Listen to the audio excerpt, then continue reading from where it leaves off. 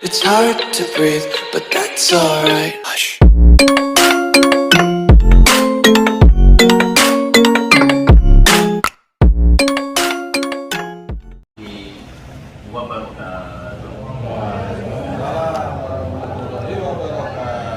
Alhamdulillah Rabbil Alamin. Wassalatu wassalamu ala ashrafil anbiya'i wal mursalin Sayyidina Muhammadin wa ala alihi wa ashabihi ajma'in. Faqala Allah Ta'ala fi kitabihil karim ba'da a'udzu billahi minasyaitonir rajim. Ya ayyuhalladzina amanu taqullaha haqqa tuqatih wa la tamutunna illa wa antum muslimun. وقال تعالى في آية أخرى وإذا قرأت القرآن جعلنا بينك وبين الذين لا يؤمنون بالآخرة حجابا مستورا. أما بعد. Jamaah kuliah duha rahimakumullah, alhamdulillah pada pagi siang hari ini Allah pertemukan kita dalam Masjid Al-Munawwarah ini. Mudah-mudahan pertemuan kita ini merupakan majelis ilmu yang Allah berkahi. Mudah-mudahan para malaikat turut hadir mendoakan rahmat dan ampunan Allah untuk siapapun umatnya, umat Nabi Muhammad SAW yang menuntut ilmu, mengajarkan ilmu semata mengejar ridha Allah Subhanahu Wa Taala. Salawat salam sejahtera kita doakan tercurah kepada manusia pilihan teladan kita bersama Nabiullah Muhammad Sallallahu Alaihi Wasallam yang kita harapkan berhak menerima air telaga beliau, yang kita harapkan syafaat beliau di hari berbangkit, dan lebih kita harapkan lagi semoga kita sempat diizinkan Allah Ta'ala bersama beliau di jannah nanti. Saudara rahimakumullah, tema kita seperti yang sudah diumumkan adalah memelihara takwa di tengah fitnah akhir zaman. Dan dari judul ini kita bisa simpulkan ada dua bab yang akan kita bicarakan, yaitu bab takwa dan bab fitnah akhir zaman. Dan izinkanlah saya mulai dari yang belakang dulu, fitnah akhir zamannya. Umat Islam saat ini sedang mengalami babak paling kelam dalam perjalanan sejarahnya. Kata orang Barat, we are living in the darkest chapter of the Islamic history. Ini babak paling gelap, paling kelam dalam sejarah umat Islam. Belum pernah ada babak lebih kelam dari babak kita, Pak. Kenapa? Karena di babak ini Allah Ta'ala mentakdirkan kita sebagai umat dalam kondisi kalah. Sementara Allah justru izinkan Barat, Eropa, Amerika yang merupakan masyarakat kafir Yahudi Nasrani memimpin dunia ini. Iya enggak? Setuju enggak? Setuju. Kalau ada yang nggak setuju, saya sarankan berwudu lah. Ya. Jangan-jangan masih belekan nih. Ya, sehingga nggak bisa membedakan mana yang mimpin, mana yang dipimpin gitu ya, mana yang lagi menang berjaya dan mana yang lagi terpuruk. Jadi jujur saja Pak, ini babak di mana umat Islam sedang dalam keadaan babak belur. Ya. Padahal 17 kali sehari semalam dalam sholat 5 waktu kita membaca surat Al-Fatihah ya, dalam sholat 5 waktu kita. Dan dalam surat Al-Fatihah itu cuma ada satu ayat yang isinya doa. Ihdinas siratal mustaqim. Tunjukilah kami jalannya yang lurus. Jalan yang mana itu? Siratal ladzina an'amta 'alaihim. Jalannya orang-orang yang dapat nikmat karena menempuhnya. Siapa mereka? Merekalah an-nabiyyin, para nabi, as-siddiqin, orang-orang jujur, asy-syuhada, orang-orang yang mati syahid, dan as-shalihin, orang-orang saleh, ya. Kan itu permintaan kita. Bahkan permintaan kita lengkap Pak. Minta yang mananya dan minta jangan yang mananya. Yang jangan mananya yang mana? Ghairil maghdubi 'alaihim waladhdallin. Jangan ya Allah jadikan kami bersama orang-orang yang kau murkai dan bersama orang-orang yang kau sesatkan. Kan begitu. Terus sahabat nanya, ya Rasulullah, man humul maghdubi alaihim? Siapa yang dimurkai oleh Allah itu dalam surat Al-Fatihah? Kata Nabi, humul Yahud. Mereka kaum Yahudi. Siapa itu ad-dallun yang tersesat dalam surat Al-Fatihah? Kata Nabi, humun Nasara. Mereka kaum Nasrani. Jadi bayangkan Pak, ujian apa yang lebih besar daripada ujian Kita ditakdirkan Allah dipimpin sama Yahudi Nasrani, padahal dalam sholat kita minta jangan sekali-kali tunjuki kami ke jalan yang kau murkai dan jalan orang-orang yang sesat. Jangan ikut Yahudi, jangan ikut Nasrani, tapi mereka diizinkan Allah mimpin dunia. Apa nggak hebat ujian kita sekarang, Pak?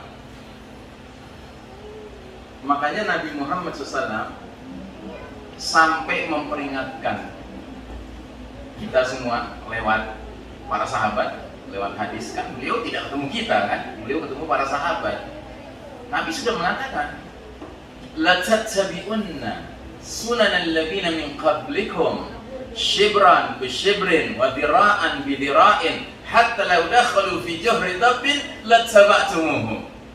Sungguh kalian umat Islam kelak nanti di akhir zaman akan mengikuti tata cara hidup, jalan hidup, kebiasaan, perilaku umat-umat sebelum kalian, sejengkal demi sejengkal, sehasta demi sehasta, sehingga sekiranya mereka yang kalian ikuti udah jelas-jelas masuk lubang biawak, kalian masih ikut aja sama mereka. Terus sahabat penasaran nanya, ya Rasulullah, al-Yahud wan Nasara, ya Rasulullah, apa yang kau maksud kaum Yahudi Nasrani? Kata Nabi, faman, siapa lagi kalau bukan mereka?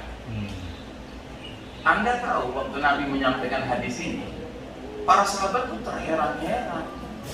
Kenapa terheran-heran? Bukan ragu sama Nabi, bukan. Mereka yakin Nabi nggak pernah bohong. Tapi yang bikin mereka heran adalah, kok bisa ya umat Islam ngekor sama Yahudi sama Nasrani? Kenapa para sahabat heran? Karena para sahabat nggak mengalami. Sekarang saya tanya, waktu Nabi dan para sahabat hijrah ke Madinah, ya, sampai di Madinah ada Yahudi nggak? Banyak. Ada Nasrani nggak? Ada. Ada musyrikin nggak? Ada. Tapi lihat, Nabi dan para sahabat di kota Madinah makin hari makin kuat posisinya, makin terhormat, makin berwibawa. Akibatnya, ghairul muslimin, selain kaum muslimin, mau Yahudi kayak Nasrani kayak musyrikin kayak, semuanya hormat pada Nabi dan para sahabat, tunduk bahkan, ngikut bahkan. Jadi para sahabat bingung, kok bisa-bisanya umat akhir zaman nanti, umat Islam ngekor sama Yahudi Nasrani, apa jalan ceritanya nih? Nah dulu para sahabat bingung, Pak. Nah kita hari ini kalau mau jujur melihat situasi kondisi dunia, nyari muslim ke barat-baratan, ke Yahudi-Yahudian, ke Nasrani-Nasranian, gampang apa susah? Gampang banget. Ya. Jauh lebih gampang nyari muslim yang udah ke barat-baratan ketimbang nyari muslim yang mukmin, yang muttaqin, yang mujahid fisabilillah, ya kan? Ibaratnya nih, kita merem nunjuk muslim manapun, ke barat-baratan, nunjuk lagi ke barat-baratan, ya kan? Sampai-sampai kalau lagi sisiran di depan cermin, jangan-jangan dia termasuk. Ya, sadar nggak sadar gitu. Nah, jadi saudaraku rahimakumullah, Nabi sampai mengatakan, badiru bil a'mali fitanan ka fitail lail. Segeralah kalian beramal sebelum datangnya fitanan. Fitanan itu bentuk jamak dari fitnah, Pak. Kalau fitnah itu satu ujian, kalau fitanan itu banyak ujian sekaligus berdatangan. Seperti malam yang gelap gulita. Itu zaman kita sekarang. Dan ini gelap gulitanya nggak harfiah, Pak, maknawiyah. Gelap dalam pengertian nilai-nilai gelap mengepung kita setiap hari sekarang. Nilai kekufuran, kemunafikan, kemusyrikan, kezaliman, kemaksiatan, kemungkaran, kepalsuan, kebohongan, ya, luar biasa mengepung kita sekarang. Setuju Bapak dan Ibu? Kalau nggak setuju berwudu ya. Jangan-jangan masih belekan, nggak ngeliat gitu lihat situasi kondisi ya. Udah jelas ini nilai gelap sekarang mengepung kita, Pak. Apa nggak gelap namanya? Pimpinan baru ngomong A, besoknya dia bohong, dia buktikan B. Gitu. Apa nggak gelap tuh kayak gitu? Pimpinan itu, Pak, bukan sembarang orang, Pak. Pimpinan. Kita harus benci X, besoknya X diundang. Aneh kan? Berarti kebohongan disebarluaskan, kepalsuan disebarluaskan, kemunafikan disebarluaskan. Nah ini satu sisi, Pak. Dari sisi lain, memang ada hadisnya. Nabi bilang zaman kita sekarang ini zaman yang gelap, Pak. Di mana hadisnya? Ini hadisnya. Saya menyebutnya hadis periodisasi atau hadis ringkasan sejarah umat Islam. Dari awal Nabi diutus sampai umat Islam berakhir umurnya, ternyata jumlah periode, babak, fase yang akan dialami umat Islam adalah 5, Pak. Ada 5 babak, 5 periode, 5 fase, terserah Anda mau sebut apa. Dan kelima-lima fase ini uniknya oleh Nabi dikaitkan dengan apa? Dengan sifat sistem kepemimpinannya. Dan tahukah Anda dari 5 fase yang sedang dijalani umat yang akan dijalani umat Islam, kita sekarang ini sudah berada di fase keberapa? Siapa yang tahu? Fase keempat. Bayangkan dari 5 fase, Pak, sudah di fase keempat kita, Pak. Ibarat nonton film nih, Pak. Ini film udah mau berakhir, Pak. Film udah mau berakhir. Makanya saya sering membahas tema boleh jadi kiamat sudah dekat. Karena perjalanan kita udah gak lama lagi, Pak, di dunia ini. Dan semua film, Pak, apalagi kalau film laga, Pak, di babak keempat, jumlah babaknya 5, film itu. Babak keempat jawabannya lagi menang, lagi kalah. Lagi kalah-kalahnya. Sampai kita yang nonton dalam hati bilang, mati jawabannya. Mati nih jawabannya. Tiba-tiba menjelang berakhir film jawabannya mana? Sumringah dia, ya kan? Belum cerita apa-apa, habis filmnya. Ya, belum kita menikmati jawabannya nikah, ya, istrinya hamil, kekahan, nggak diceritain. Ya, kemenangan itu sebentar aja. Yang penting sutradara bikin senang penonton kan. Apalagi Allah penulis skenario terbaik, Pak. Nah, jadi kita sekarang di babak keempat, namanya babak apa? Babak mulkan jabriyatan ini, Pak. Babak mulkan jabriyatan. Babak para penguasa yang memaksakan kehendak mereka, mengabaikan kehendak Allah dan Rasulnya. Jadi dari namanya saja, Pak, ini babak yang paling jelek, Pak. Dan sejak kapan kita masih babak keempat? Sejak 100 tahun yang lalu, Pak. Tahun 1342 Hijriah. Kan sekarang 1442 Hijriah, Pak, persis 100 tahun yang lalu. Mau lebih persis lagi nanti, 27 Rajab 1342 itu hari diruntuhkannya Kesultanan Utsmani Turki. Ya, sistem Islam yang terakhir yang pernah memimpin dunia. Sejak saat itu Allah berlakukan sunnatut tadawul. Sunnatut tadawul artinya apa? Sunnah pergiliran. Boleh nggak Allah menggilir umat manusia siapa yang memimpin dunia ini? Boleh nggak? Coba-coba bilang nggak boleh. Masa Allah kita atur? Ya Allah yang ngatur kita. Ya, makanya ada ayatnya, Qulillahumma malikal mulk tu'til mulka man tasha' wa tanzi'ul mulka mimman tasha'. Katakanlah, wahai Allah pemilik segenap kerajaan, Engkau beri kerajaan siapa yang Engkau kehendaki, Engkau cabut kerajaan dari siapa yang Engkau kehendaki. Jadi tahun 1342 Hijriah kondisi umat Islam dirubah sama Allah Ta'ala. Tadinya umat Islam memimpin dunia, dicabut hak kepemimpinannya, dikasih giliran yang lain. Siapa yang lain itu? Barat, Eropa, Amerika, kafir, Yahudi, Nasrani. Nah, sejak saat itu masuklah kita ke dalam babak mulkan jabriyatan, para penguasa yang memaksakan kehendak mereka, mengabaikan kehendak Allah dan Rasulnya. Makanya kalau dibikin skemanya 5 fase itu seperti ini, Pak. Ya, jadi fase demi fase kita lewati. Kita sekarang di sini di fase keempat, mulkan jabriyatan. Dan ini ada garis merah, ini ada garis putih putus-putus. Garis putih putus-putus itu realitas sejarah dan rencana masa depan nanti. Ternyata garis putus-putus ini menunjukkan bahwa umat Islam sepanjang perjalanan sejarahnya mengalami ups and downs. Kondisi kadang di atas berjaya, menang, kadang di bawah, kalah, terpuruk. Ya. Dari mana kita tahu ini? Ya dari ayat. Allah jelaskan dalam surat Ali Imran 140.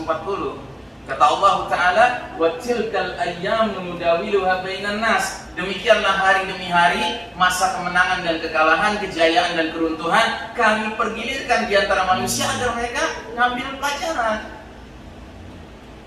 Jadi jangan Anda pikir karena kita ini kaum beriman, berdoa sama Allah agar selalu dirahmati, diberikan petunjuk dan hidayah, lalu kita boleh menuntut sama Allah di dunia ini menang terus. Enggak gitu jalan cerita dunia, Pak.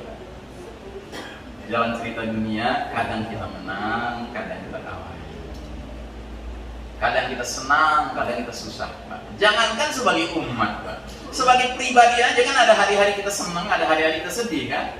Itulah dunia, Pak. Ya. Makanya jangan maksain jadwal kemenangan, Pak. Yang penting sadar dulu skenario Allah sekarang kita jadwalnya lagi menang, lagi kalah. Lagi kalah, Pak. Kalau lagi kalah berarti harus lebih banyak apa? Sabar dan istiqomah. Bukan ngotot dan memaksakan kemenangan. Nggak bisa, Pak.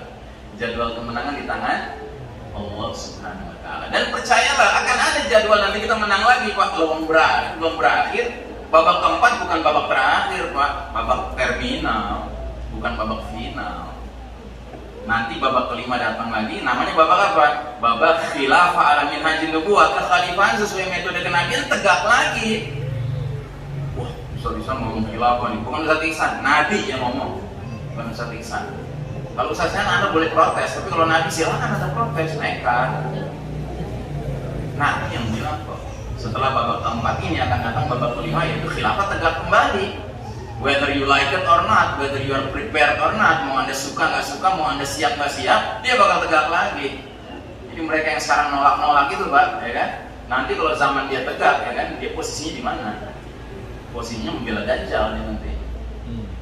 Karena Dajjal menentang khilafahnya. Nah, jadi saudara rahimahullah, babak yang sedang kita jalani sekarang inilah babak yang paling kelam dalam perjalanan sejarah umat Islam. Coba Anda lihat 5 babak ini, lebih banyak garis putih putus-putusnya di atas apa di bawah garis merah, Pak? Lebih banyak mana? Di atas, ya. Masya Allah, di atas, Pak. Di bawah garis merah selain babak keempat, gimana lagi kita di bawah garis merah? Coba lihat baik-baik. Pernah nggak kita di bawah garis merah? Hah? Pernah? Di mana? Di babak 1 bagian awal, ya nggak? Kapan itu? Ya ketika Nabi dan para sahabat berjuang di Mekah, Pak. Di Mekah yang mimpin orang beriman atau orang musyrik? Orang musyrik. Terus Nabi sama para sahabat kerjanya apa 13 tahun di Mekah? Kerja mereka bina'ul iman wa tauhid, mengokohkan iman dan tauhid satu, dan yang kedua dakwah ilallah, mengajak orang kepada jalan Allah. Nggak ada tuh Nabi ngajak-ngajak para sahabat, sana masuk ke dalam pertemuan para pemuka Quraisy ini, ya kan? Bisik-bisik sama mereka, rubah cara berpikir mereka. Nggak ada begitu, Pak. Nggak ada berusaha ngambil kekuasaan, nggak ada, Pak. Karena tahu jadwalnya lagi kalah.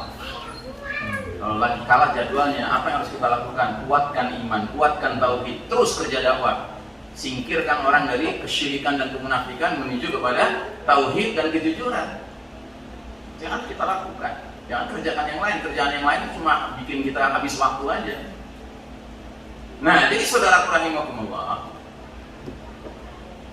inilah babak di mana Allah cabut kepemimpinan dunia dari tangan umat Islam, ya, untuk kemudian Allah serahkan ke pihak Barat, Eropa, Amerika, yang merupakan masyarakat kaum Yahudi Nasrani. Dan ingat, Pak, umat Islam mimpin dunia ini bukan setahun 2 tahun, Pak.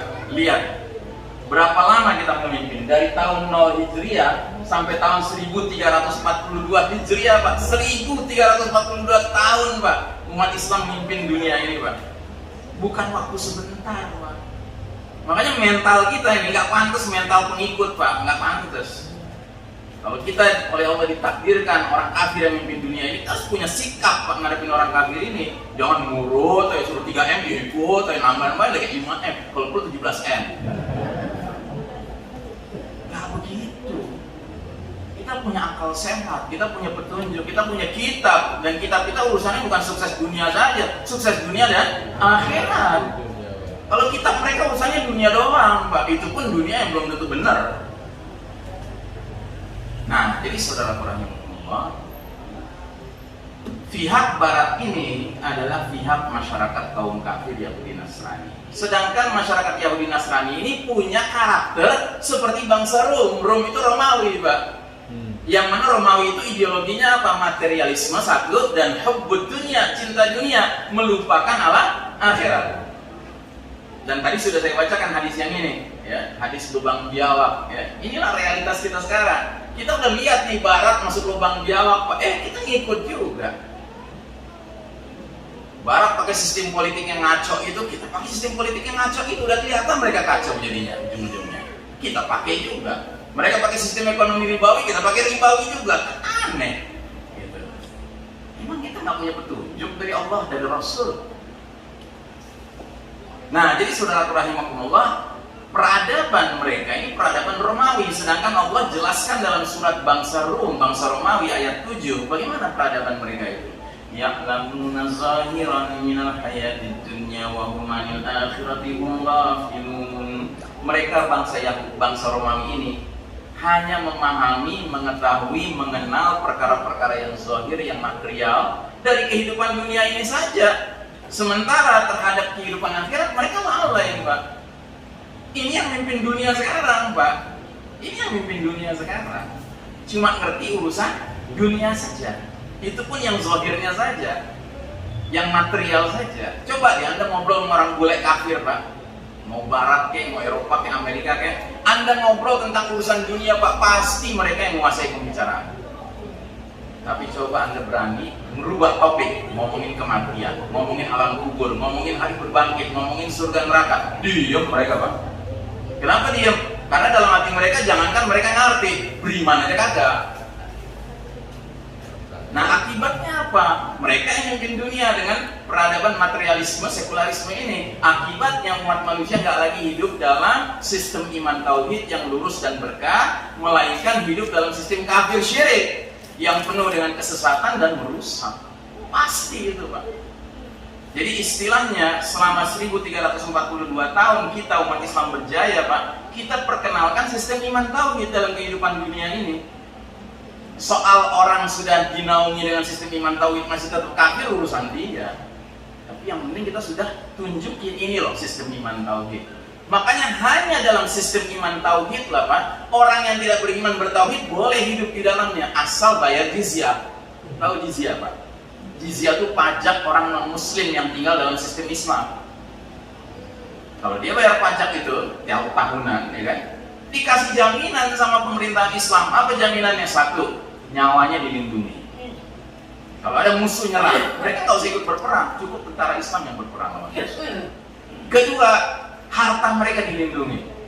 Nggak boleh diutak-atik sama kaum muslim harta mereka. Orang itu harta mereka, jerih payah mereka sendiri, silakan. Yang ketiga, dilindungi apa lagi? Kebebasan beribadahnya, beragamanya, berkeyakinannya, dengan syarat jangan coba-coba ibadah di depan umum. Harus di tempat ibadah yang sudah disediakan atau di rumah. Tapi kalau dalam sistem lain nggak ada cerita, Pak. Sistem komunis, orang ketahuan anti komunis, Pak, penjara. Nggak ada solusi. Sistem demokrasi, ya kan, orang ketahuan anti demokrasi, penjara, Pak. Ya. Tapi kalau sistem Islam, orang kafir boleh tinggal dalam sistem Islam. Itu ribuan tahun, Pak, umat Islam mencontohkan sistem iman tauhid. Begitu Allah berlakukan sunnah pergilirannya, terus kafir yang mimpin, apa mungkin Yahudi Nasrani mimpin dunia ini meneruskan sistem iman tauhid? Mungkin tidak, Pak? Ya nggak mungkin. Kata orang Betawi, iman kagak, tauhid kagak. Oh ya, mana mungkin menerusin iman tauhid? Pastinya mereka perkenalkan sistem kafir syirik, Pak. Nah, yang paling mengerikan, selanjutnya kaum kafir Yahudi Nasrani ini merancang, mendesain, membangun, mengokohkan tegaknya sistem kafir syirik yang mereka kasih nama, Pak. Namanya apa? Novus Ordo Seclorum, bahasa Latin, Pak. Dari mana kata-kata ini kita dapatkan? Dari kertas ini, Pak. Tahu kertas apa ini? Dolar, kalau uang cepatnya. Ya, jadi dalam uang $1 Amerika Serikat, Pak, ada gambar lingkaran begini. Keterangannya apa? The Great Seal. Seal itu materai, Pak. Stempel. Great itu agung, mulia. Jadi stempel yang mulia, materai yang agung. Gambarnya apa? Gambarnya piramida nggak sempurna. Piramida satu biji, nggak sempurna, kepotong bagian atasnya. Terus di atas piramida ini ada segitiga, yang ukurannya cocok jadi pucuk piramida itu, tapi sengaja nggak ditempel, Pak. Saya ingin mengatakan pucuk piramida itu ada, tapi belum landing, belum mendarat. Terus dalam segitiga itu ada gambar apa? Gambar mata tunggal, mata sebelah. Terus di sekitar segitiga bermata sebelah itu dikasih garis-garis, Pak. Seolah-olah mata itu sumber cahaya, sumber petunjuk, sumber bimbingan. Terus mereka tulis di bawahnya Novus Ordo Seclorum. Ya. Apa artinya? Novus artinya new, baru. Ordo artinya order, tatanan. Seclorum artinya secular world, dunia. Jadi Novus Ordo Seclorum artinya tatanan dunia baru. Jadi mereka ingin mendirikan tatanan dunia baru, Pak, di mana semua penduduk planet bumi ini masuk dalam satu kotak piramida tunggal, mengerucut kepada pimpinannya yang simbolnya bermata sebelah. Bagi kita umat Islam, simbol mata sebelah siapa, Pak? Dajjal. Kata siapa? Kata Nabi.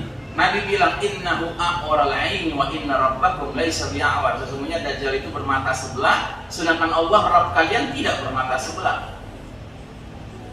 Nah, terus mereka tulis di atasnya unwitquetis, lagi-lagi bahasa Latin. Apa artinya? He has favored our undertakings. Dia, si mata sebelah ini, si Dajjal ini, telah merestui, meridhoi semua upaya-upaya kami. Upaya apa, Pak? Upaya mewujudkan tatanan dunia baru yang seluruh aspek hidupnya, ideologi, politik, ekonomi, sosial, budaya, pendidikan, militer, hukum, medis, farmasi, pertanian, peternakan berfondasikan nilai-nilai kekufuran Dajjal.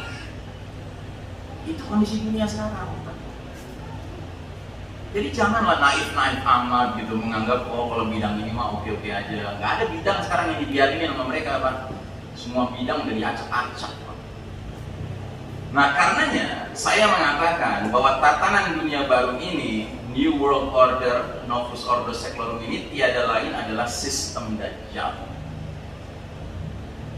Maksudnya apa? Sistem yang karakternya, sifatnya kayak Dajjal. Terus kayak apa itu sifat Dajjal? Nabi jelaskan, kata Nabi, kalau nanti Dajjal keluar, Dajjal akan menebar fitnahnya ke semua negeri, ke semua kampung, kecuali dua tempat, Mekah dan Madinah nggak bisa masuk. Terus kalau dia datang ke satu kampung, si Dajjalnya akan mengumumkan, Ana Rabbukum, aku Rabb kalian. Kayak ucapan siapa tuh? Fir'aun, ya. Cuma bedanya kalau Fir'aun dulu cuma mengandalkan kekuasaan. Kalau si Dajjal punya 1001 tipu sihir, Pak. Tipu daya, sihir, ilmu sihirnya luar biasa. Jadi dia mengumumkan, Ana Rabbukum. Kalau penghuni kampung itu orang kafir, orang muslim munafik, Pak, apa yang terjadi? Oh, mereka langsung percaya. Rabbuna Allah, Anta Rabbuna, engkaulah Rabb kami. Tolonglah kami sudah lapar, sudah haus. Akhirnya kata Dajjal, hai langit, turunkan hujanmu. Turun dengan izin Allah. Hai bumi, keluarkan tumbuh-tumbuhanmu. Keluar tumbuh-tumbuhannya dengan izin Allah. Hewan ternak kaum kafir, kaum munafik itu gemuk-gemuk, Pak, dikasih surga sama Dajjal. Karena mereka mau menurut ngakuin Dajjal sebagai Rabb. Nah, dia datang ke kampungnya lain. Kampungnya orang-orang beriman, Pak. Mungkin zaman Nawarah gitu ya. Istiqomah. Dia mengatakan, Ana Rabbukum. Oh, orang-orang beriman langsung nyaut, Rabbuna Allah, Anta al-Masihud Dajjal. Rabb kami Allah, kamu ini juru selamat palsu, Dajjal kamu. Marah dia, Pak. Hai langit, jangan turunkan hujan. Enggak turun hujan. Padahal udah lama nggak turun. Hai bumi, jangan keluarkan tumbuh-tumbuhanmu. Enggak keluar tumbuh-tumbuhannya. Hewan ternak orang-orang beriman ini mati bergelimpangan. Dikasih neraka sama Dajjal. Nah, sistem Dajjal ini karakternya kayak Dajjal, merasa dirinya paling berkuasa di muka bumi ini, Pak. Dia nggak ngomong aja Ana Rabbukum, tapi pada dasarnya bersikap seperti Ana Rabbukum. Sehingga siapapun yang nurut sama sistem ini, nilai-nilainya, hukumnya, aturan mainnya, protokolnya, ya, wow, dikasih surga, Pak. Tapi barang siapa yang menentang nilai-nilainya, aturan mainnya, hukumnya, protokolnya, Pak, minimal dikasih lagu, Pak. Nama lagunya apa? Radikalis, ekstremis, teroris. Masih bangkang juga, masih nggak menurut juga, oh dilikuidasi, Pak. Karena sistemnya sistem aja. Nah, jadi Novus Ordo Seclorum ini sebuah tatanan dunia yang sejatinya dipersiapkan untuk menggelar karpet merah menyambut hadirnya juru selamat mereka, si Dajjal ini. Lalu kita umat Islam didorong untuk ikut mendukung datangnya sistem Dajjal ini, si Dajjal ini, yang berarti diajak untuk turut menyambut hadirnya fitnah paling dahsyat sepanjang sejarah Bani Adam, Pak. Mestinya kita menjauh dari Dajjal, nggak mau ikut sama Dajjal, malah nyambut, seneng gitu sama Dajjal. Ajaib, kan? Makanya hati-hati, Pak, kalau dengan sistem Dajjal aja udah doyan gitu, nurut, jangan lagi heran nanti kalau Dajjal muncul, ya, siapapun yang suka sama sistem Dajjal ini, ya nurut sama Dajjal, Pak. Nah, jadi saudara rahimakumullah, istilah sistem Dajjal kita ambil dari seorang penulis Muslim berkebangsaan Inggris. Dia bikin buku judulnya Dajjal the Antichrist. Gambar depannya dari Great Seal, uang $1 Amerika Serikat tadi, Pak. Diterjemahkan ke bahasa Indonesia tahun 2013 oleh penerbit Zahira dengan nama Sistem Dajjal. Keterangannya di cover booknya itu menguak akar krisis yang menjelma secara global di berbagai bidang kehidupan. Jadi si Ahmad Thompson ini dengan sangat baik, sangat sistematis menerangkan satu persatu subsistem Dajjal ini yang ternyata semuanya sudah berfondasikan nilai-nilai kekufuran Dajjal, Pak. Mau bidang ideologinya kah, politiknya kah, sosial ekonominya kah, budayanya kah, pendidikannya kah, medisnya, rumah sakitnya, farmasinya, semua, Pak. Pada hakikatnya sudah merupakan sistem kufur Dajjal. Nah, jadi selama 100 tahun pelan tapi pasti mereka mewujudkan sistem kafir syirik yang hakikatnya sistem Dajjal. Ya. Dan lembaga yang kata mereka untuk mempertemukan aneka bangsa-bangsa yang macam-macam ini, yang simbolnya kayak gini, Pak, yang namanya PBB itu, ya, ini cuma simbol di depan layar, Pak. Simbol sebenarnya ambisi, cita-cita, mega proyek mereka apa? Novus Ordo Seclorum, ya, tatanan dunia baru. Dan kalau Anda penasaran tentang hal ini, bukalah internet, tulis sekarang ini Great Reset. Ini istilah baru lagi, Pak. Mereka nggak mau pakai istilah New World Order lagi, kayaknya udah mulai ketahuan aslinya. Sekarang mereka perkenalkan istilah baru namanya Great Reset, Pak. Anda tahu reset? Kalau HP kita macet, ya kan, harus di restart kan, reset itu namanya supaya dia lancar lagi. Nah, jadi si pengelola dunia sekarang ini, Pak, mereka sengaja lemparin virus ini, ya kan, timbul kesulitan ekonomi di mana-mana, problem sosial di mana-mana, akhirnya mereka bilang perlu great reset, reset ulang dunia ini. Untuk mewujudkan apa? One global totalitarian government, pemerintahan dunia yang tunggal, yang totaliter, yang benar-benar ngatur semuanya sampai ke tetek bengek hidup kita, Pak. Dilatihnya lewat apa? Taat nggak lo sama 3M? Kalau taat 3M nanti ditambah. Nanti ditambah lagi, nanti ditambah lagi. Ya sekarang udah mulai ditambah dengan vaksin, dengan ini, wajib kudu. Ya, terus saja, Pak. Karena hakikatnya apa? Mereka ingin menunjukkan diri mereka Rob, Pak. Mereka yang ngatur semuanya.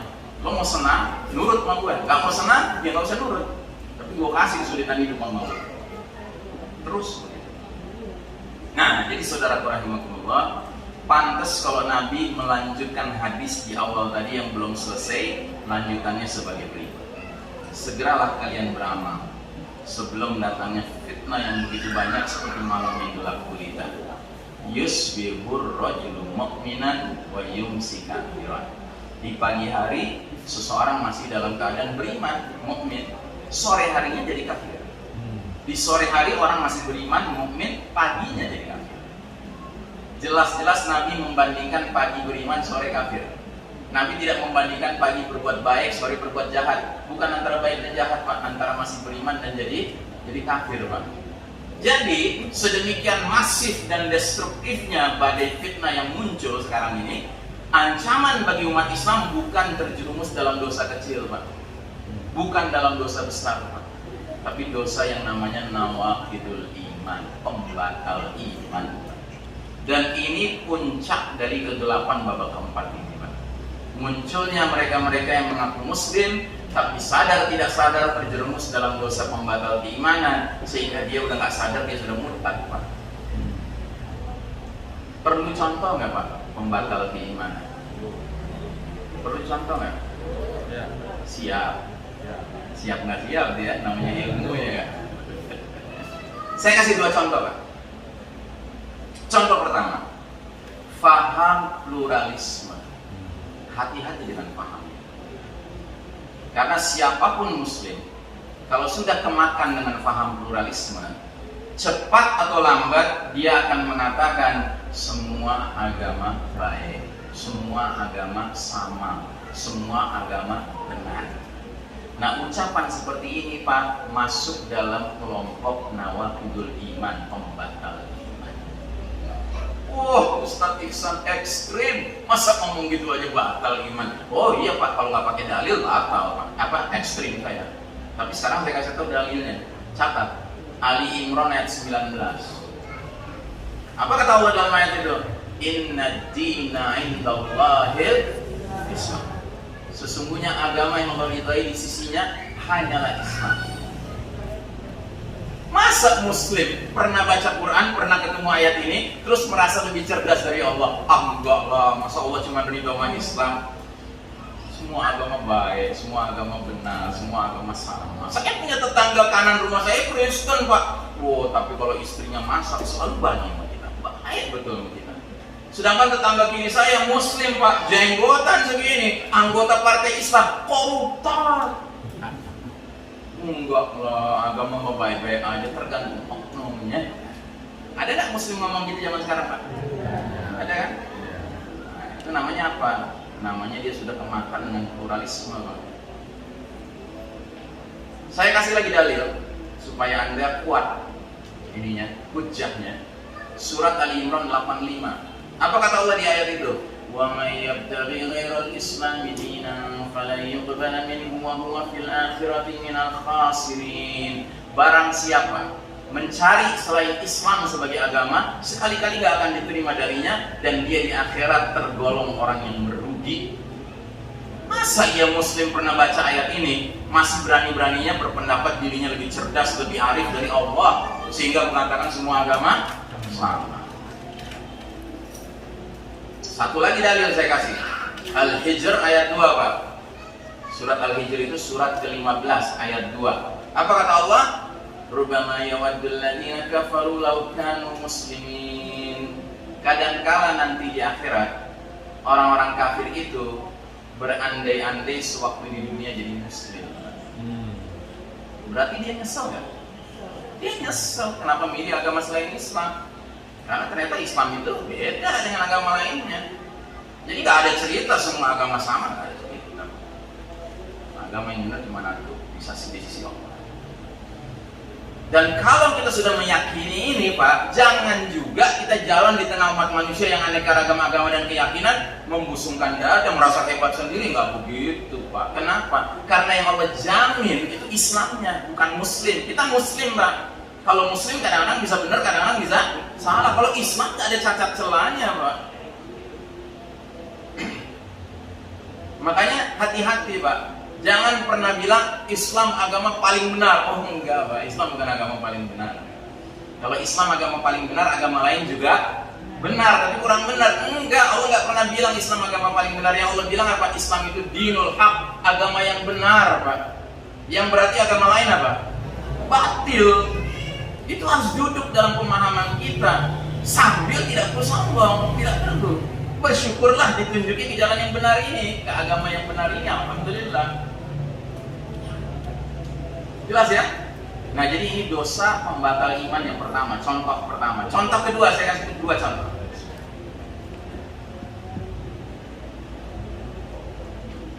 Contoh pembatal iman yang kedua adalah istihza'u bid-din, mengolok-olok agama, Pak.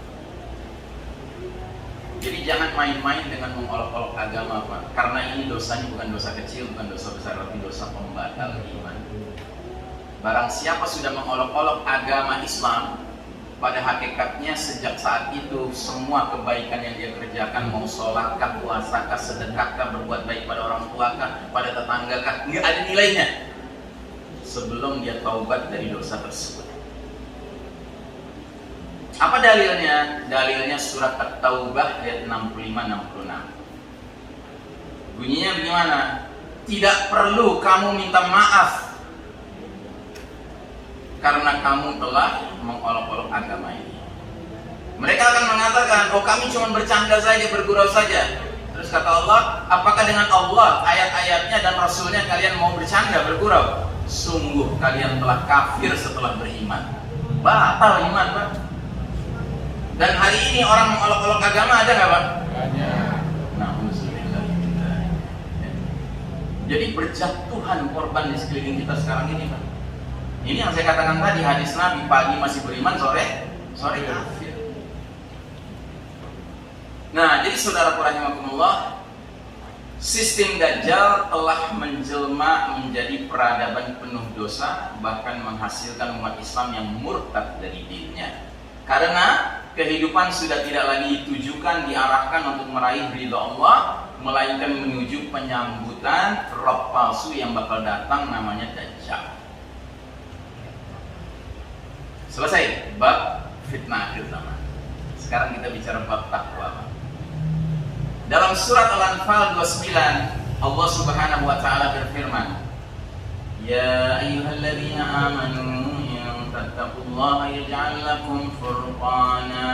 Hai orang-orang yang beriman, jika kalian bertakwa kepada Allah, niscaya Allah akan berikan kepadamu furqan. Apa furqan? Pembeda. Antara apa dengan apa? Antara hak dan batil. Pembeda antara baik dan buruk, pembeda antara benar dan salah, pembeda antara ma'ruf dan mungkar, pembeda antara yang diperintahkan Allah dan dilarang Allah, pembeda antara sunnah Nabi Muhammad SAW dan bid'ah. Ya. Jadi ini jaminan dari Allah. Kalau orang bertakwa, Pak, dia kemampuan membedakannya itu gak akan pernah hilang, Pak. Sementara sistem Dajjal ini penuh dengan tipuan, Pak. Media massanya mengajarkan masyarakat untuk mencintai yang buruk seolah-olah yang buruk itu baik, untuk membenci yang baik seolah-olah yang baik itu buruk. Ya, tiap hari itu yang kita baca Pak sekarang. Ya, makanya kalau takwa kita kendor-kendor sedikit Pak, jangan kaget. Kita akhirnya sadar nggak sadar berpihak pada yang batil. Kita sadar nggak sadar menentang yang hak. Na'udzubillah.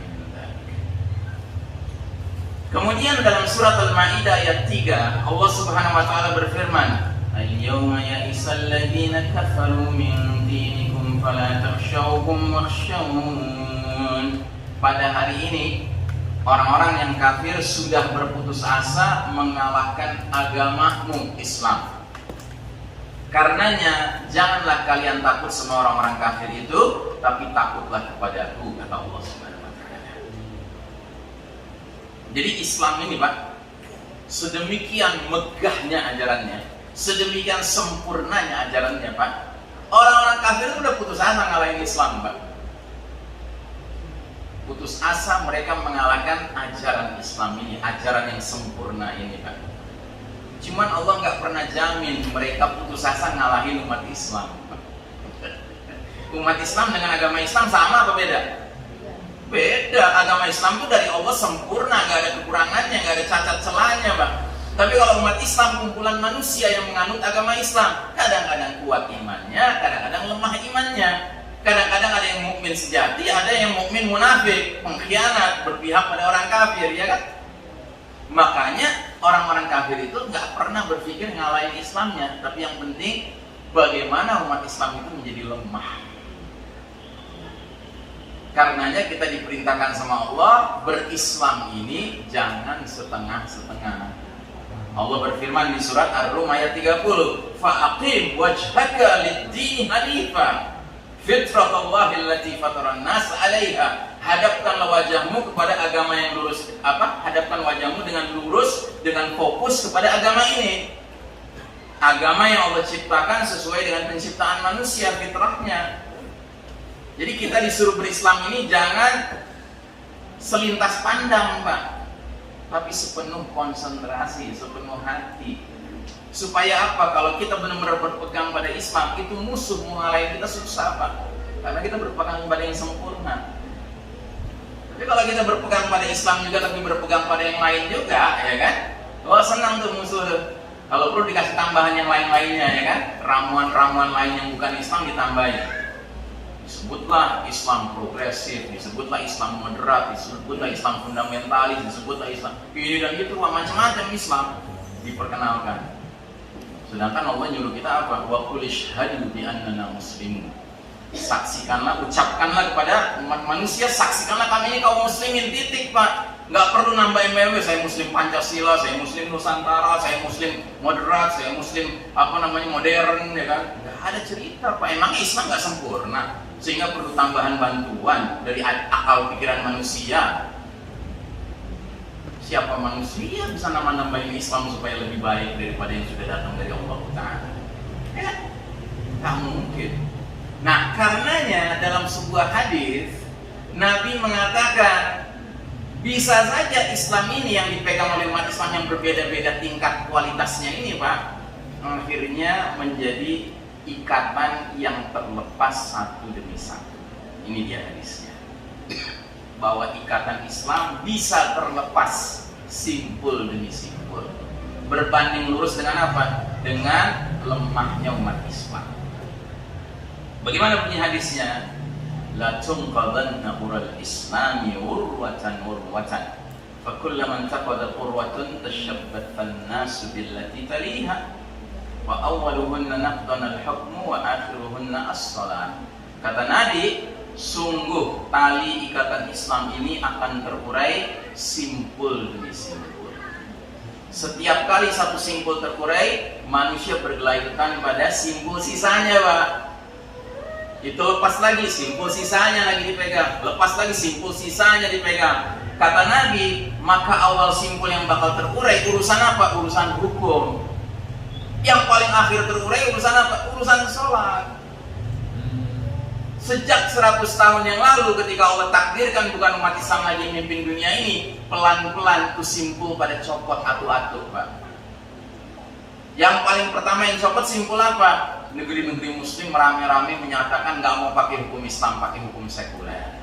Mulai hukumnya lepas. Terus politik Islamnya lepas. Politisinya muslim, Pak, tapi yang berpolitik Islam makin susah dicarinya. Kalau nggak bisa dikatakan nggak ketemu, Pak. Yang benar-benar mencontoh Abu Bakar Siddiq, politisi yang luar biasa. Umar bin Khattab, politisi yang luar biasa. Yang ngaku kayak Umar mah banyak. Sekedar ngaku, ya kan? Benar-benar apa jauh. Bidang ekonomi, lepas ekonomi Islam. Yang diundang ekonomi ribawi, Pak. Itu di negeri muslim ekonomi ribawi yang dipakai. Aneh. Terus bidang apa lagi? Ya bidang-bidang lain. Ya makanya di sini saya jelaskan, semenjak runtuhnya sistem Islam iman tauhid, kondisi umat Islam makin lemah. Karena rumah besar mereka, tempat berlindung bernaung sudah runtuh. Komitmen terhadap dinul Islam makin luntur. Maka bukan saja hukum Islam sebagai simpul paling awal sudah ditinggalkan, sudah lepas, sudah ditanggalkan, tapi simpul politik, simpul ekonomi, simpul budaya. Sudah nggak budaya Islam sekarang, Pak. Malah ulamanya nganjurin lagi, hei generasi muda muslim, teladanilah budaya K-pop. Pernah dengar nasihat seperti itu dari seorang yang disebut ulama, Pak? Saya nggak tahu di negeri mana tuh. Pokoknya saya dengar tuh ada kabar begitu. Anda tahu K-pop? K-pop itu sekumpulan anak-anak muda Korea yang kerjanya nyanyi jingkrak-jingkrak, Pak. Kayaknya sih laki, tapi nggak ada yang jenggot, aduh, Pak. Nggak jelas kelaminnya, nggak jelas kelakuannya. Masa budaya begitu disuruh diteladani? Dan ini yang saya sebutkan, Pak, satu persatu ini bukan contoh belum terjadi, Pak, sudah terjadi ini. Terus simpul pendidikan lepas, sudah bukan pendidikan Islam, Pak, pendidikan sekuler. Coba cari orang tua yang punya ambisi ingin anaknya jadi ulama yang menyinari dunia yang sedang gelap gulita ini. Nggak ada. Kebanyakan orang tua sekarang kalau nggak anaknya jadi tukang dokter, jadi tukang insinyur, Pak. Karena pendidikannya sekuler. Yang dididik adalah gimana caranya anak didik nanti gedenya jadi orang. Masih monyet kali sekarang.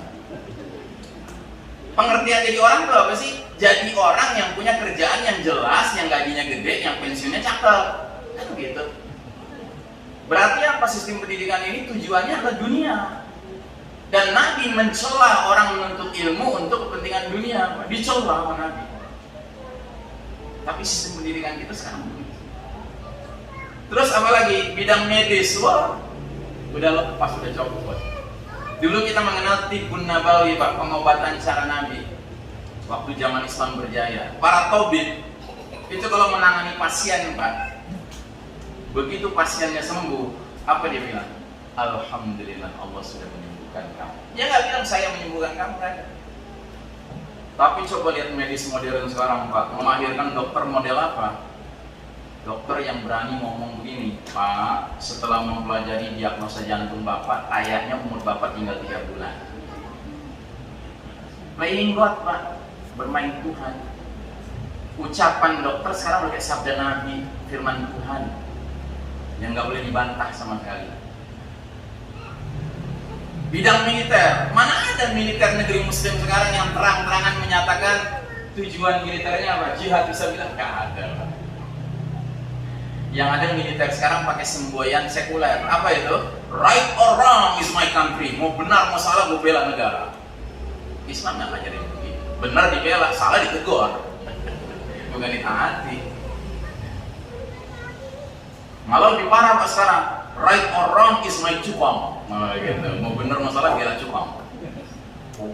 Ada begitu sekarang. Nah ini semua udah terjadi Bang. Udah lepas nih simpul-simpul ini. Dan saat ini kita sedang menyaksikan simpul paling akhir terurai. Simpul apa tadi? Nabi bilang. Simpul apa yang paling akhir kata Nabi? Simpul sholat. Makanya saya menganggap urusan sholat ini Pak, ini pertaruhan terakhir kita Pak. Sebab kalau sampai simpul sholat ini lepas juga Pak, nggak ada sisa lagi Pak. Kita mau belajar tentang apa lagi Pak? Udah lepas semua yang lain. Udah tinggal simpul terakhir ini. Makanya bagi saya urusan sholat ini pertaruhan. Setiap sholat Jumat sekarang saya khotbahnya isinya adalah kembali ke sunnah Nabi. Jangan ngikutin sunnah WHO dalam sholat berjamaah.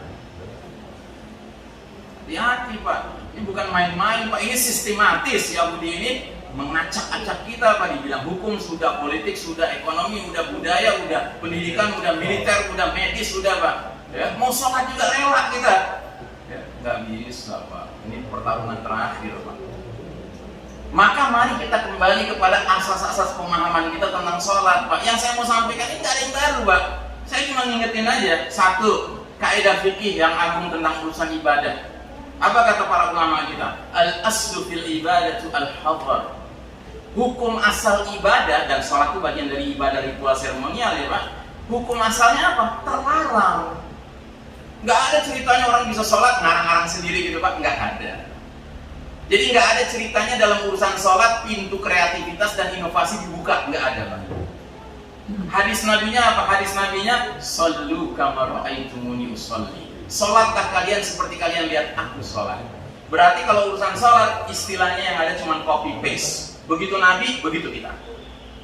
Sekarang saya tanya, Nabi sholat 5 waktu yang wajib pernah nggak sendirian?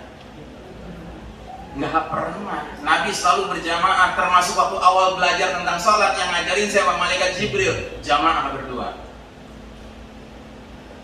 Berarti kalau kita mau sholat berjamaah ya mesti kayak Nabi dan para sahabat dong.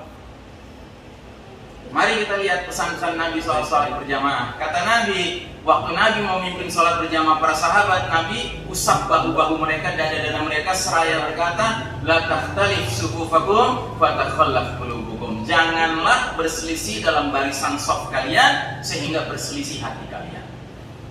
Ingat ya, shaf itu dikatakan berselisih kalau 2 hal tidak terpenuhi. 1 nggak lurus, 2 nggak rapat. Betul.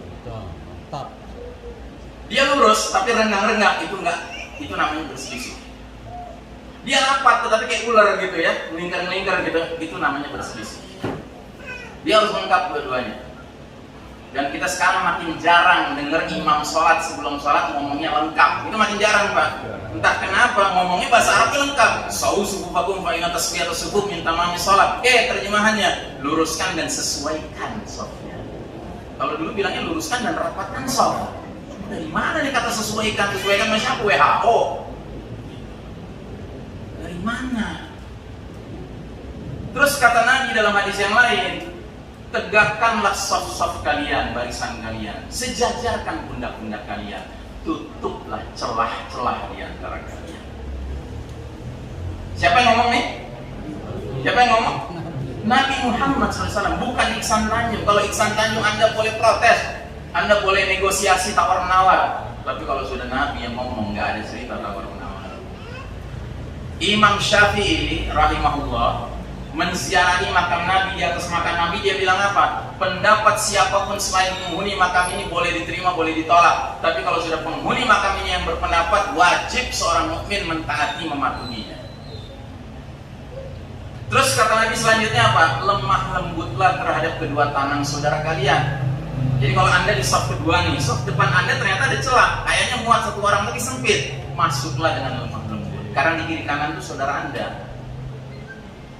Terus apa nasihat Nabi berikutnya? Ngomongin celah lagi. Berarti urusan celah ini penting. Padahal tadi udah bilang tutup celah, sekarang ngomong lagi celah. Apa kata Nabi? Wala tazaru furujatin lisyaitan. Dan jangan kalian biarkan celah-celah itu untuk syaitan. Nabi bisa lihat setan nggak? Bisa. Para sahabat nggak bisa lihat setan. Nabi dikasih kuasa sama Allah lihat setan. Jadi kalau Nabi bilang ada celah berarti ada setan, itu pasti benar apa salah? Pasti benar. Maka saya anjurkan saudara-saudara sekalian, jangan pernah mau sholat ngasih kesempatan setan ada di situ.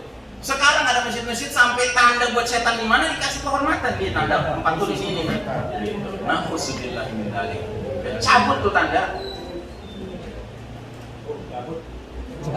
Cabut PKM.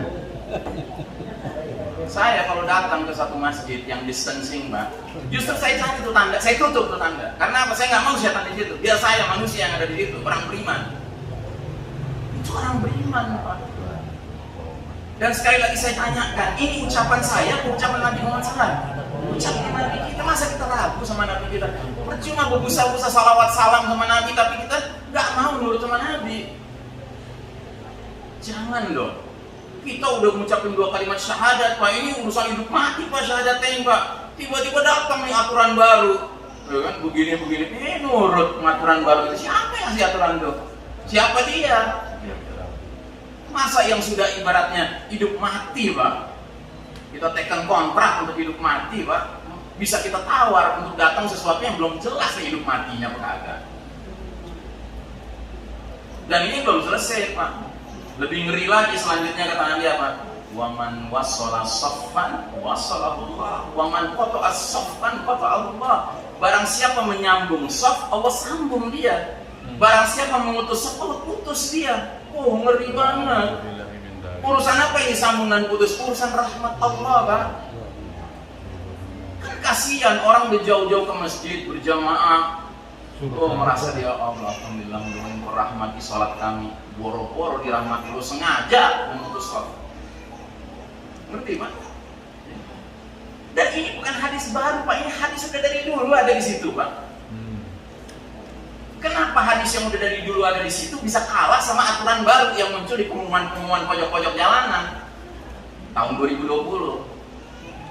Setelah sekian ribu tahun Nabi diutus. Maka Nabi bertanya kepada para sahabat, "Ala tasufuna kama tasuful malaikatu inda rabbiha?" Mengapa kalian, wahai sahabat-sahabatku, tidak bersaf berbaris dalam sholat sebagaimana malaikat bersaf berbaris di hadapan Allah? Bingung lagi sahabat, nggak pernah lihat malaikat, ya kan? Nanyalah mereka, ya Rasulullah, bagaimana sih para malaikat berbaris di hadapan Allah? Dijelaskan sama Nabi, mereka menyempurnakan shaf awal dan mereka menempelkan, merapatkan diri satu sama lain dalam shaf, dalam barisan. Jadi Nabi itu maunya kita umat Islam itu kalau sholat kayak para malaikat, Pak. Nabi itu bangga kalau umat Islam sholatnya kayak para malaikat. Kalau itu kebanggaan Nabi, itu harus jadi kebanggaan kita. Dan kita harus tersinggung kalau ada orang mau merubahnya, Pak. Harus tersinggung. Siapapun dia, apapun alasan dia. Karena bagi kita mendingan mati lagi sholat ketimbang kita mati ketakutan terhadap sesuatu yang bukan Allah Subhanahu wa Ta'ala. Iya enggak? Ini akidah, Pak. Ini iman, Pak. Ini tauhid, Pak. Nggak ada cerita tawar-menawar urusan akidah, tauhid. Nggak ada. Tapi Ustaz, itu di Masjid Nabawi sekarang gitu, di Masjidil Haram gitu. Nanti saya kasih jawabannya itu. Sabar, ya. Sabar kepada mereka yang doyan Masjid Nabawi Masjid Al-Haram. Sabar. Ya. Saya juga doyan. Tapi doyan yang benar, bukan doyan yang salah. Ya. Nah sekarang coba lihat hati-hati pelan-pelan, lihat gambar ini, Pak, dikunyah-kunyah, Pak. Kok jadi mirip ya yang kiri sama yang kanan? Kalau yang kanan jelas bukan umat Islam tuh, tapi yang kiri kayaknya umat Islam tuh, tapi jadi mirip posisinya. Nih, itu jadi mirip gitu sujudnya. Yang kanan bukan umat Islam, yang kiri umat Islam. Sujudnya mirip, berdirinya juga mirip tuh, berdirinya mirip Pak. Gak pernah dulu kayak gini umat Islam berdirinya. Nah, ini dikasih keterangan. Oh, rupanya ini kaum muslimin 2020. Sebelum 2020 nggak ada kaum muslimin kayak gitu. Ustaz, dulu kan ada taun juga, ada pandemi juga. Emang iya? Baca sejarah baik-baik.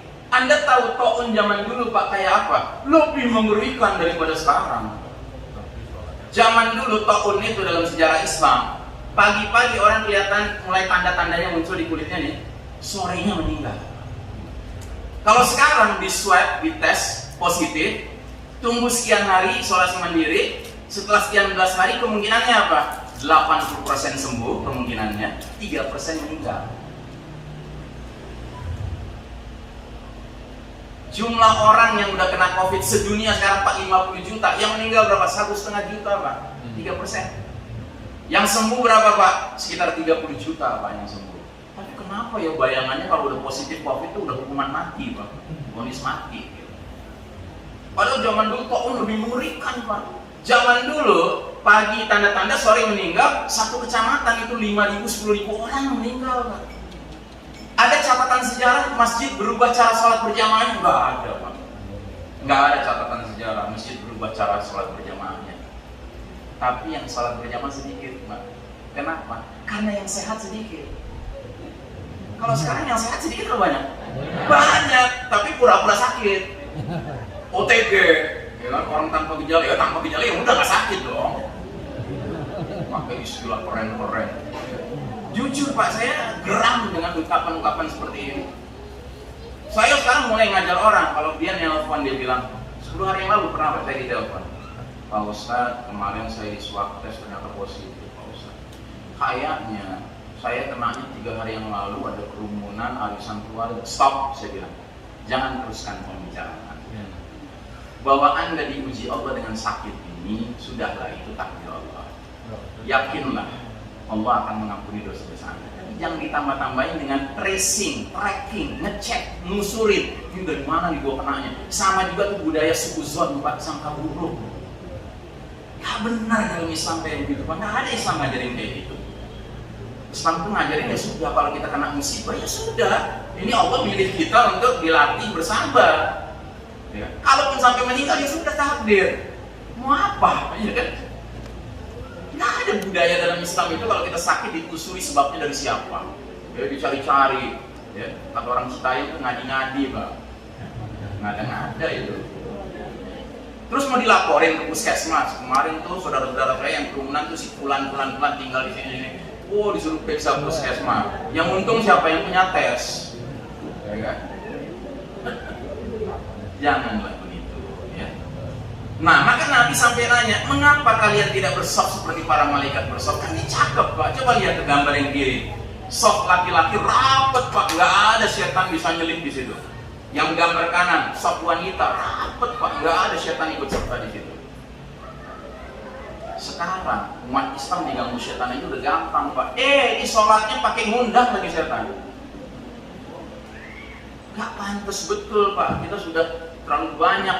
Dan ingat ya, Al-Quran tidak pernah mengatakan perangilah COVID, perangilah virus. Gak ada Pak, yang ada tuh perangi siapa? Perangi syaitan.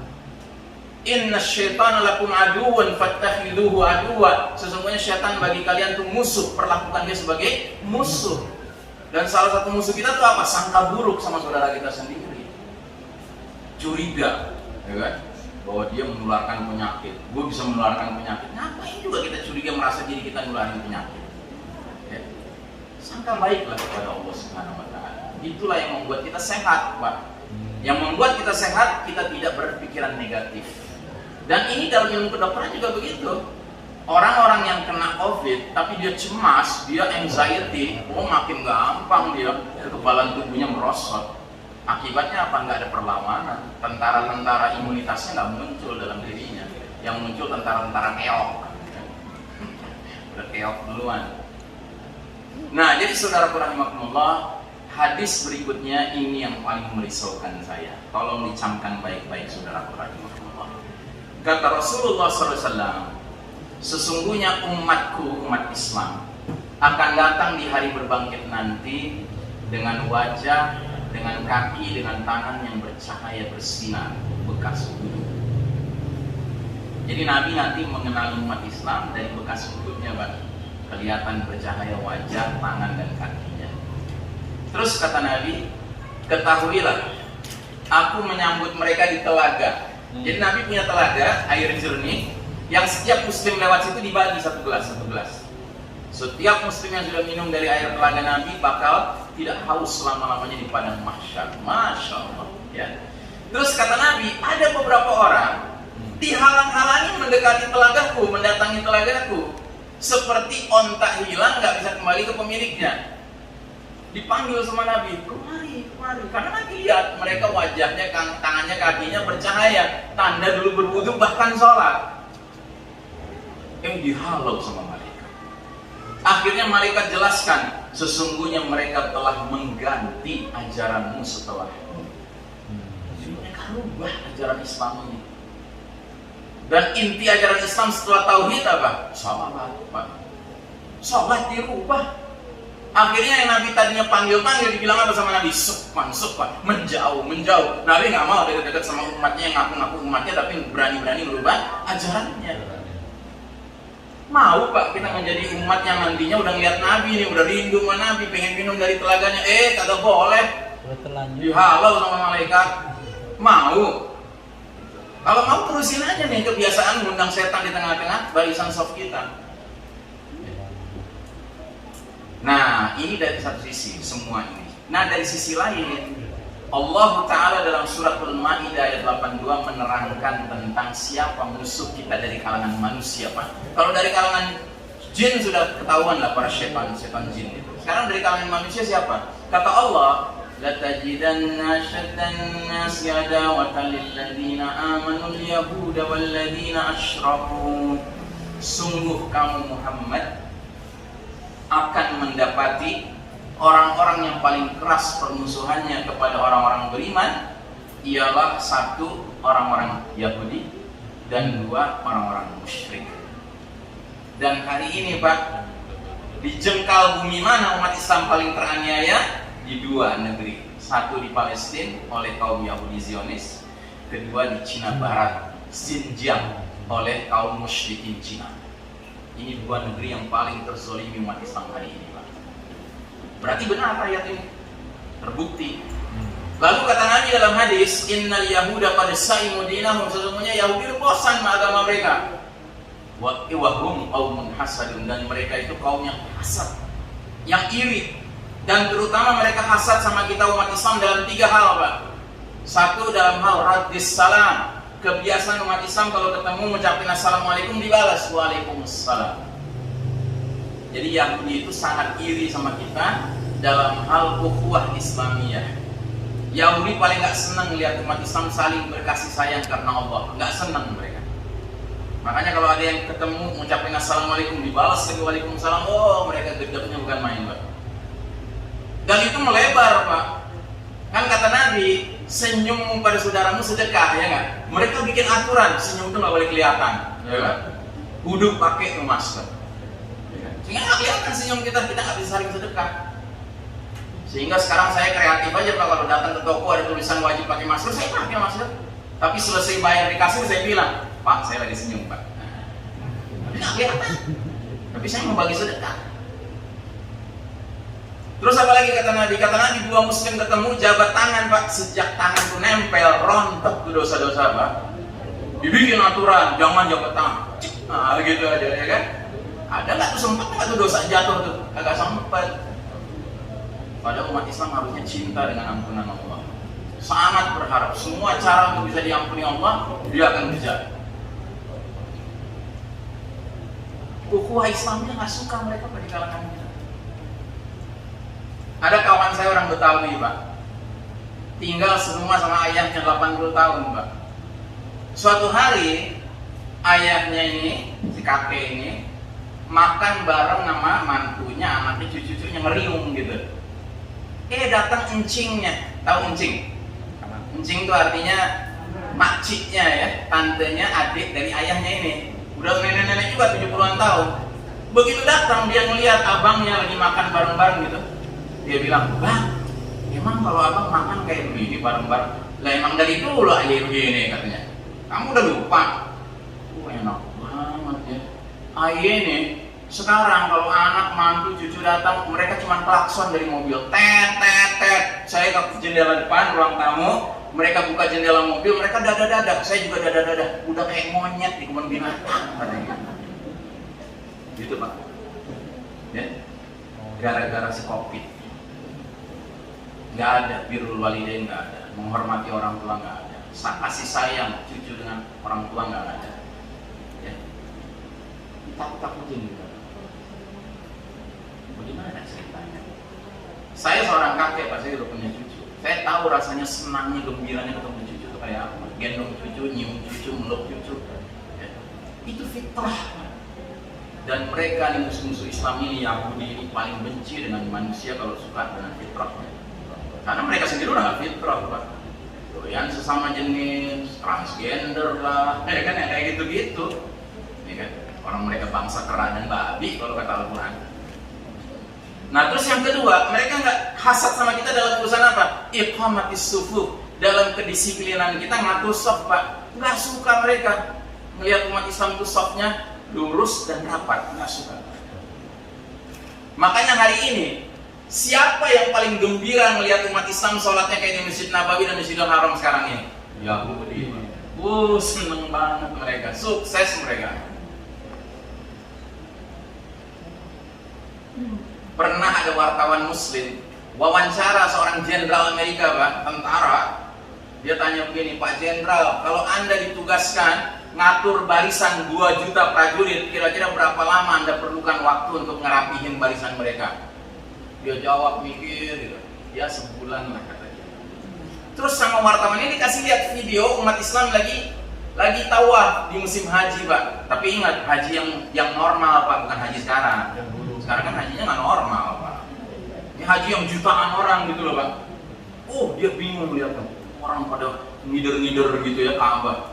Terus azan berkumandang, yang ngider-ngider berkurang, ya siap-siap nyari tempat buat sholat. Tapi masih ada yang tawaf. Begitu qomat berkumandang, Pak, cuman 2-3 menit, tahu-tahu udah rapi tuh softnya. Si jenderal geleng-geleng kepala ya. Nah Yahudi itu benci, Pak, sama umat Islam dalam hal kedisiplinan sholat soft mereka. Makanya saya tanya, Pak, kita sholat model yang nyentrik sekarang ini demi siapa, Pak? Demi Allah apa demi Yahudi? Tapi Ustadz Masjid Nabawi gitu, Masjidil Haram gitu. Nah sekarang saya tanya, emangnya ulama-ulama yang jujur, yang istiqomah, yang lempeng, yang lurus di Saudi adanya di mana sekarang? Di penjara. Jadi yang bebas keliaran kalau di Saudi itu ulama yang taat pada penguasa. Penguasanya taat pada siapa? Sama Yahudi.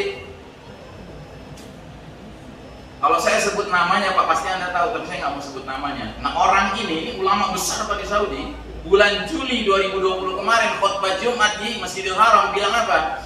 Perlu dipertimbangkan hubungan baik Saudi dengan Islam. Itu model ulama yang sekarang berkeliaran di Saudi. Terus Anda harapkan fatwa mereka lempeng, Anda harapkan fatwa mereka lurus, Pak, ngikutin kemauan Allah dan Rasulnya, bukan ngikutin kemauan Yahudi. Ayo dong kita berpikir jernih, Pak. Ayo dong kita jadi umat yang merdeka, Pak, bukan umat yang mau dipasung oleh musuh-musuh Allah dengan alasan inilah, alasan itulah. Enggak, Pak, nggak usah takut, Pak. Tidak ada masjid sampai hari ini yang juga diumumkan oleh media manapun kena jadi klaster, nggak ada. Kenapa? Karena masjid itu tempat paling bersih muka bumi. Mal aja orang boleh pakai sepatu, pakai sendal, Pak, ke masjid nggak bisa. Kecuali orang jahat, Pak, masuk pakai sepatu las ke dalam masjid, itu orang jahat, Pak. Dan itu jarang kejadiannya. Dan di masjid itu orang nggak neko-neko, Pak. Sholat itu semua ngadepnya sama, Pak. Kalau di mal orang masih ngobrol begini, Pak, adep-adep, Pak. Dengan liurnya itu bisa muncrat satu sama lain, kan? Katakanlah katanya nularnya lewat situ. Kita terima deh itu logika begitu. Tapi di masjid nggak ada, Pak. Kita di masjid ini semua ngadep satu arah.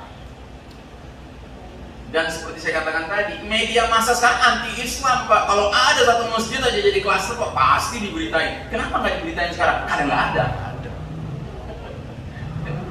Jadi janganlah ragu-ragu. Saya ingatkan DKM, sikapnya bulat Pak. Ngikutin sunnah Nabi. Percayalah, nggak ada pihak yang bisa ngatur-ngatur kita. Nggak ada pasalnya, nggak ada undang-undangnya Pak. Wajib merubah cara sholat, nggak ada Pak. Yang ketiga, kaum Yahudi itu hasad sama kita dalam urusan apa? Ucapan umat Islam di belakang imam mereka dalam sholat-sholat wajib, yaitu ucapan amin. Terutama dalam sholat yang jahar Pak, sholat maghrib, isya, subuh, dan sholat Jumat. Jadi makin keras suara aminnya, makin hasad Yahudi. Makanya waktu 2 bulan yang pernah kan 2 bulan tahun 2020 tuh masjid ditutup sama sekali Pak. Oh, Yahudi itu senang sekali nggak kedengaran suara amin Pak dari masjid-masjid, karena orang pada sholatnya di rumah kan. Tapi begitu akhirnya dibuka, setidak-tidaknya bikin aturan lah. Muat 1000 orang, jangan 1000 orang, 300 orang saja, supaya aminnya jadi kecilan dikit suaranya. Nah, maka kalau kita mau bikin mereka gedek Pak, amin kita harus kencang Pak. Dengan cara apa? Ramaikan masjid ini. Jangan biarkan masjid ini ramainya sama setan. Coba bayangin kalau distancingnya sampai benar-benar 1,5 meter Pak. Oh, berapa setan gitu nongkrong. Banyakan setannya daripada orang berimannya. Apa jadinya tuh masjid? Masjid yang ini Pak, apa namanya? Haunted ya, haunted. Bisa jadi film horor. Oke lah, saudara rahimakumullah, saya cukupkan sampai sekian materi saya. Dan sebelum saya tutup, saya mengajak Bapak dan Ibu memperluas wawasan ilmunya tentang akhir zaman dengan merekomendasikan buku-buku yang saya perlihatkan di sini. Ada buku bagus ini karya ulama dari Palestina, namanya Dr. Muhammad Al-Mubayyad. Beliau menulis buku judulnya Ensiklopedia Akhir Zaman. Ya. Ada juga buku karya Abu Fatih Al-Adnani, Negeri-Negeri Akhir Zaman. Ada buku 400 Hadis Akhir Zaman. Ada buku Misteri Dajjal Akhir Zaman, dan ada buku Kita Berada di Akhir Zaman. Ya. Anda bisa dapatkan buku ini dengan memesan lewat WhatsApp atau SMS ke nomor yang tersedia di situ. Saya biasanya bawa anak saya Pak, dia yang menggelar kedai kecil gitu ya di acara seperti ini, tapi qadarullah beliau sedang kurang fit Pak. Jadi saya tidak bisa bersama beliau hari ini. Ya, tapi silakan bisa memesan lewat WhatsApp atau SMS. Saya kira inilah sharing saya pada hari ini. Mudah-mudahan kalau apa yang saya sampaikan ada yang memang benar, itu datang dari Allah Pak. Jangan Anda ragu mengikutinya, karena kata Allah, al-haqqu min rabbika fala takunanna minal mumtarin. Kebenaran datang dari Rabb, dari Allah. Jangan jadi orang yang ragu-ragu. Tapi kalau ada yang salah dalam apa yang saya sampaikan, itu kesalahan dari saya Pak. Jangan ikuti. Kalau Anda ikuti yang salah itu, Anda nyebarin dosa jariah ke saya. Tolong didoakan agar Allah mengampuni saya. Demikian barangkali yang bisa saya share pada hari ini. Saya kembalikan ke Bapak Pengurus Masjid. Wassalamualaikum warahmatullahi wabarakatuh. Wassalamualaikum.